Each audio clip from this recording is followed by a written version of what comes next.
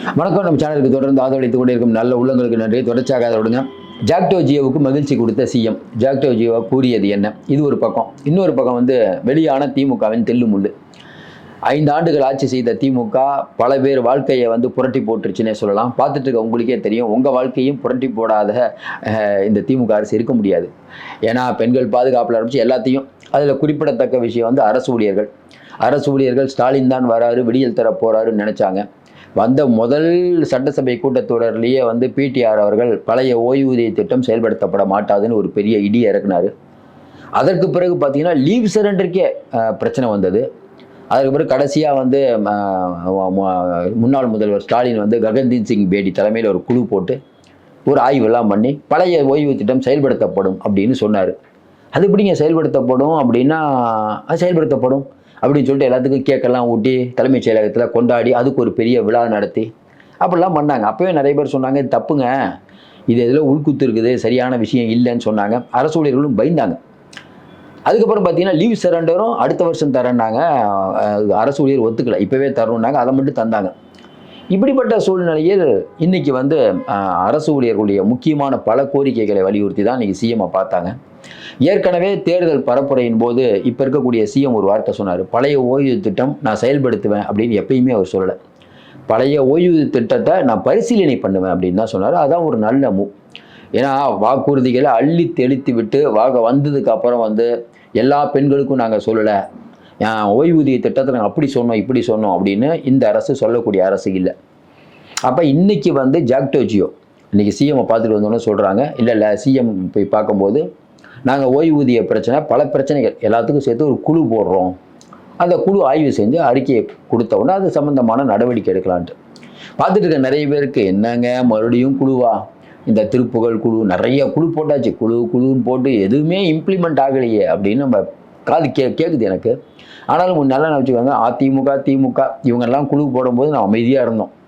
அப்போ இந்த குழு என்ன பண்ணுதுன்னு பார்ப்போம். ஏன்னா இது வேறு மாதிரி அரசு அப்படிங்கன்னு சொல்கிறாங்க போது இவங்க குழு போட்டு என்ன நடவடிக்கை எடுக்க போகிறாங்க ஒன்று. இன்னொன்று, கண்டிப்பாக பழைய ஓய்வு திட்டம் செயல்படுத்தப்படும். எல்லாத்துக்கும் நாங்கள் உரிமை தொகை கொடுக்குறோம், எல்லாத்துக்கும் கல்வி கடன் ரத்து பண்ணுறோம், எல்லாத்துக்கும் நகைக்கடன் ரத்து பண்ணுறோம் அப்படின்னு சொல்லி அல்வா கொடுத்துட்டு போனாங்கல்ல, அவங்களுக்கு நம்ம நம்பி ஓட்டு போட்டோம்ல, 5 வருஷம் காத்திருந்தோம்ல. இப்போ இவங்களுக்கு கொஞ்சம் டைம் கொடுப்போம். இவங்க அந்த மாதிரியான எந்த விஷயத்தையும் சொல்லலை. இவங்க சொன்னது என்ன, நாங்கள் அரசு ஊழியர்களுக்கு அரணாக இருப்போம். எப்பயுமே நம்ம சொல்கிற மாதிரி காலி பணியிடங்கள் நிரப்பணுங்கிறதுல யாருக்கும் எந்த மாற்று கருத்தும் இல்லை. ஏற்கனவே நிர்மல்குமார் அவர்கள் மின் வாரியத்தில் 80 லட்சம் பேர் தான் இருக்காங்க, கிட்டத்தட்ட இன்னும் ஒரு 40 பேர் நியமிக்கப்படணும், பாதி இல்லை. அப்போ அதை நம்ம பூர்த்தி பண்ணுறதுக்கான வேலையை நம்ம பார்க்கணும். இப்போ 80,000 பேர் தான் இருக்காங்க மின் வாரியத்தில், கிட்டத்தட்ட பார்த்தீங்கன்னா பல எண்ணிக்கையில் கம்மியாக இருக்குது. அப்போ 80,000 பேர், அதுலேயும் பல பேர் ஒப்பந்த தொழிலாளர்களாக இருக்காங்க. இந்த 80,000 பேர் வச்சுட்டு மின்வாரியம் இயங்க முடியுமா? இங்கே மட்டும் இல்லை, நீங்கள் தலைமைச் செயலகம் போனாலும் பல துறைகளுக்கு போனாலும் பார்த்தீங்கன்னா அங்கெல்லாம் ஊழியர்களுடைய பற்றாக்குறை இருக்குது. ஏற்கனவே எடப்பாடி பழனிசாமி அவர்கள் காலத்திலேயே கொரோனா இருக்கும்போது அவர் இந்த ப்ராவிடன்ட் ஃபண்ட்லாம் கொடுக்க முடியாதுன்னு தான் 58 வயசு 60 வயசு ஆக்குறாரு. இன்னும் அரசு ஊழியர்கள் பார்த்துட்டு இருக்கவங்களுக்கு தெரியும், பகுதி நேர ஆசிரியர்களாகட்டும், மாற்றுத்திறனாளி ஆசிரியர்களாகட்டும், இப்போ என்னென்னா அந்த ஊதிய முரண்பாடு. அதாவது இந்த டைமில் ஒருத்தர் சேர்ந்துருப்பாங்க, அவங்களுக்கு அதிகமாக வாங்குவாங்க.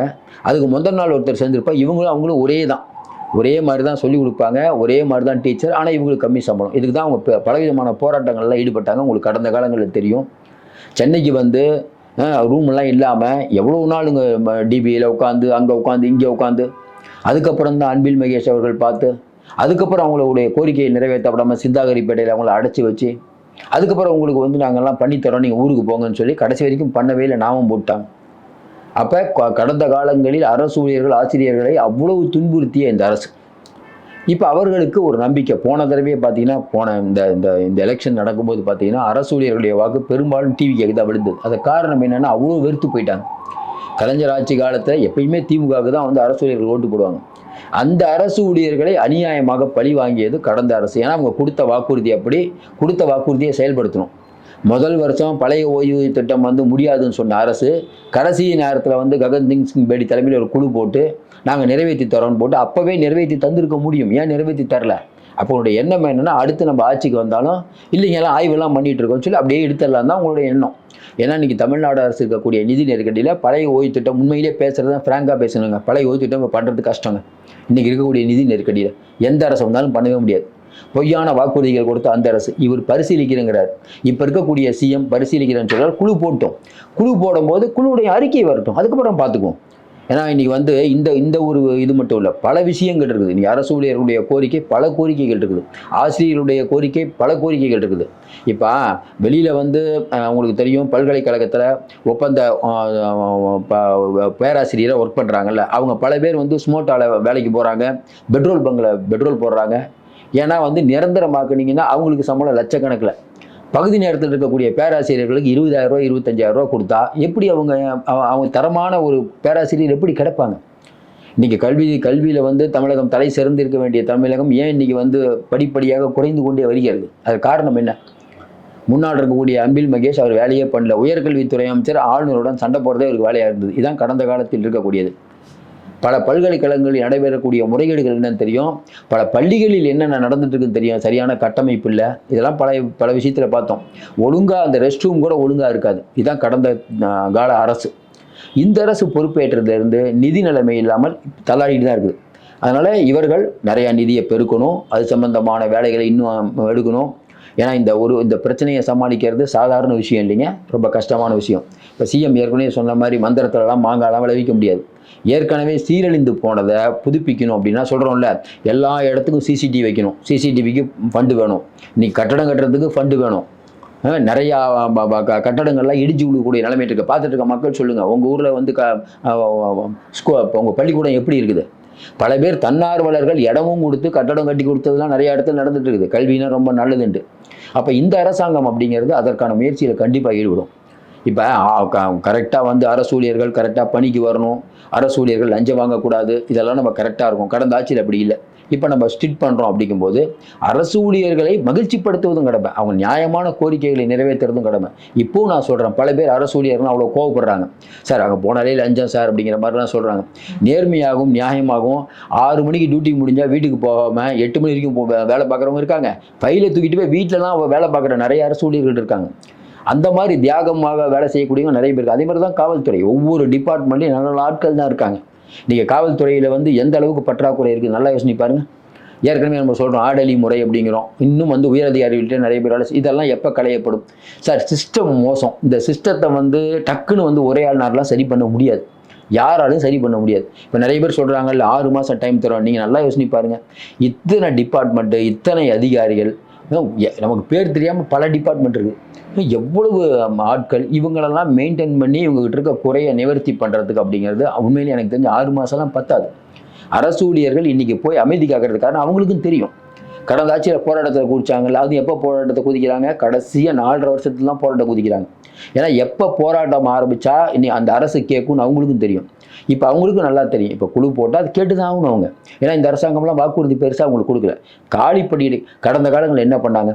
டிஎன்பிசி தேர்வு கூட முறையாக நடத்த முடியாத அரசு தான் கடந்த கால அரசு. டிஎன்பிசிக்கு ஒரு தலைவரை போட முடியாத அரசு. சைலேந்திர பாபு தான் நான் போடுவேன் ஒத்த காலில் நின்னார் ஸ்டாலின். நான் ஏற்றுக்கவே மாட்டேன் நின்னார் ரவி. அப்போ இளைஞர்களுடைய எதிர்காலத்தை பற்றி உங்களுக்கு கவலையே இல்லை. கேட்டால் இளைஞர்களின் ஒளிவிளக்கேற்ற வைக்க தான் என்னுடைய கடமை. எல்லாரும் படிங்க படிங்க படிங்க. ஸ்டாலின் அவர்கள் அடிக்கடி சொல்லுவார், எல்லாரும் படிங்க படிங்க படிங்க. அவர் படிக்க மாட்டார், உங்கள் பையன் படிக்க மாட்டார், அது வேறு விஷயம். சரி, நம்மளை படிக்க சொல்கிறாரு, படிக்கலாம். படிக்கிறதுக்கு ஒழுங்கான வசதிகளை செய்து கொடுக்கணுமா இல்லையா? அதுவும் செய்து கொடுக்கலன்னா எப்படி படிப்பாங்க மக்கள்? ஒழுங்காக வந்து படித்தா வேலை கிடைக்கும் அப்படிங்கிற நம்பிக்கை இருந்தால் படிக்கலாம். படித்தா எங்கே வேலை கிடைக்குது? நேர்முக தேர்வுங்கிற பேரில் அதுக்கு ஒரு 35 லட்ச ரூபா வாங்கினா தான் நேரு அவர்கள் டிபார்ட்மெண்ட்டில் கிடைக்குது. பால்வளைத்துறையில் ஆள் ரெக்கமெண்டேஷன் இருந்தால் தான், பணம் இருந்தால் தான் கிடைக்குது. எல்லா டிபார்ட்மெண்ட்லையும் காசு காசு காசுன்னா எப்படி மக்கள் படிப்பாங்க?